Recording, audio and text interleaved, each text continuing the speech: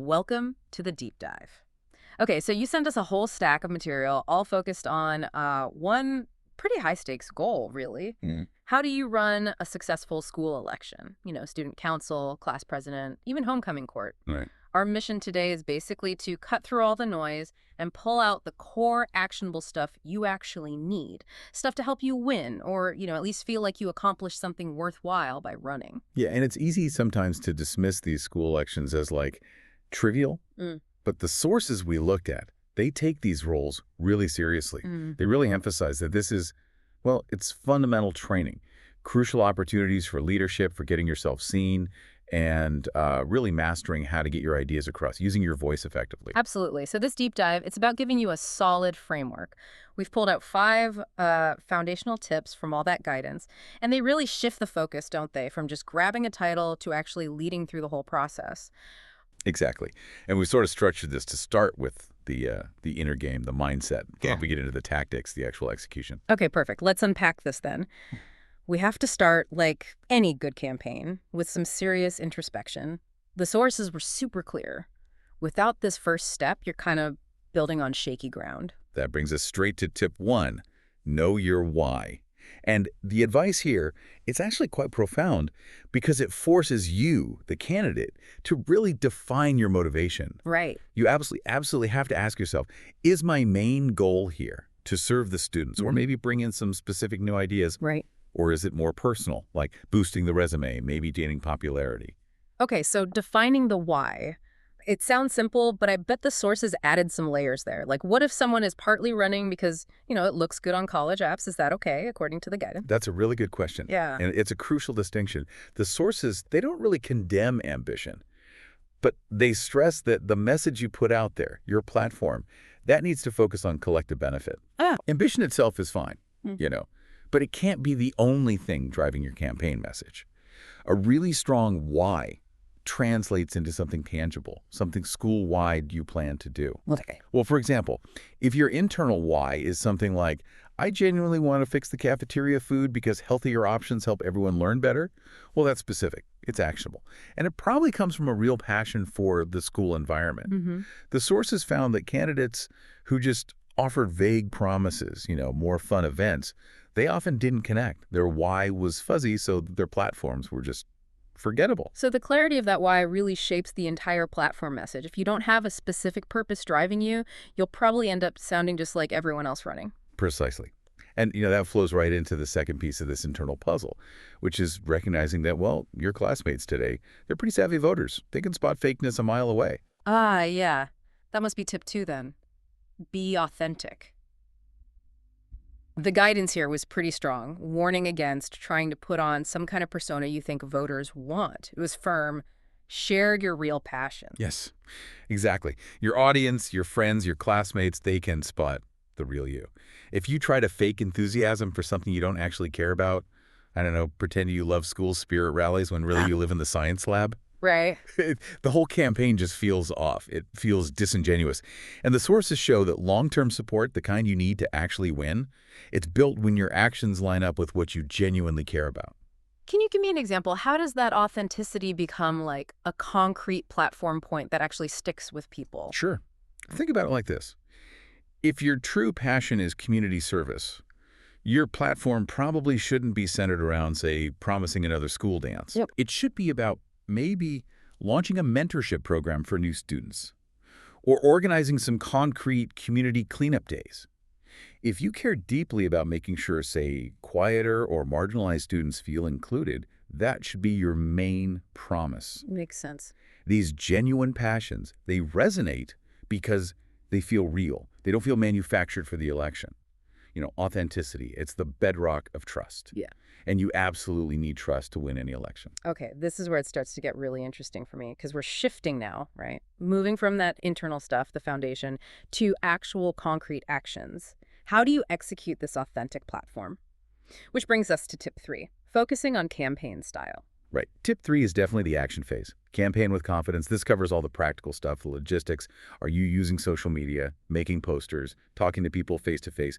The guidance says your campaign must be relentlessly positive and, importantly, creative. The sources really hammered that positivity angle, didn't they? It wasn't just a suggestion. It felt more like a tactical requirement. Avoid the negativity.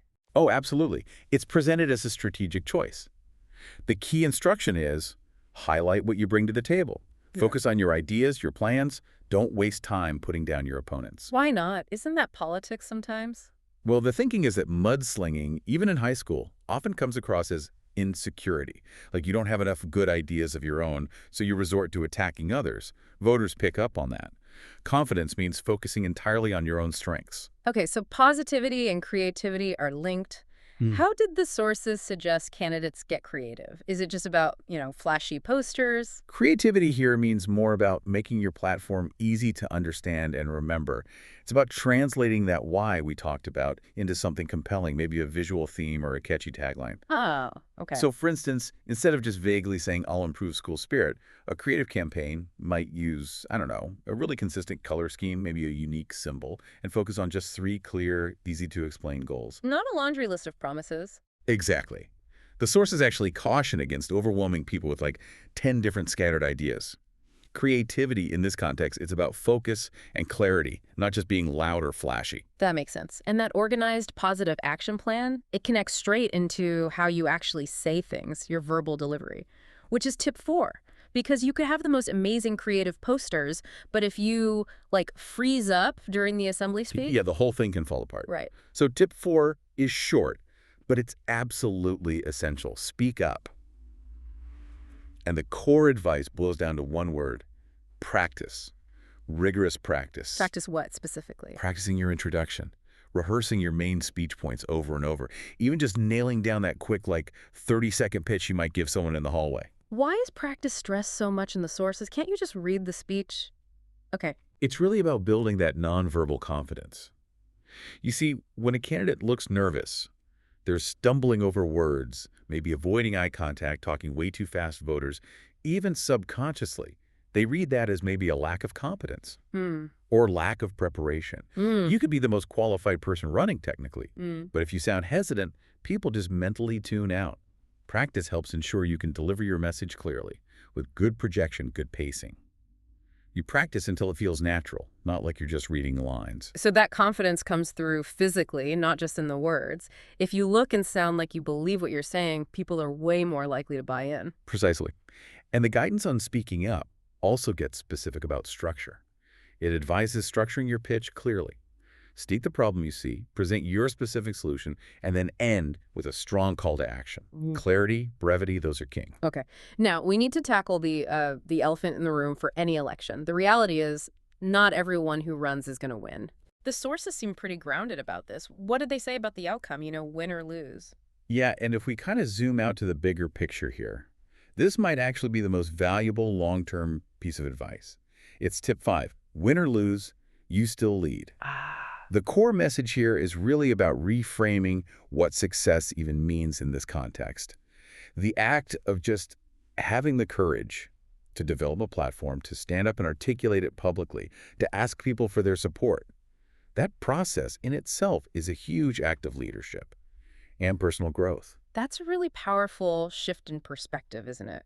It takes the focus off just the title, the win, and puts it squarely on the journey, the skills you pick up along the way. Exactly. I mean, think about the skills you gain just by participating. You inevitably build new friendships or at least connections. You get real-world practice in public speaking, often in a pretty high-stakes setting. You learn organization, messaging, how to handle setbacks, resilience. Those skills, they're gold.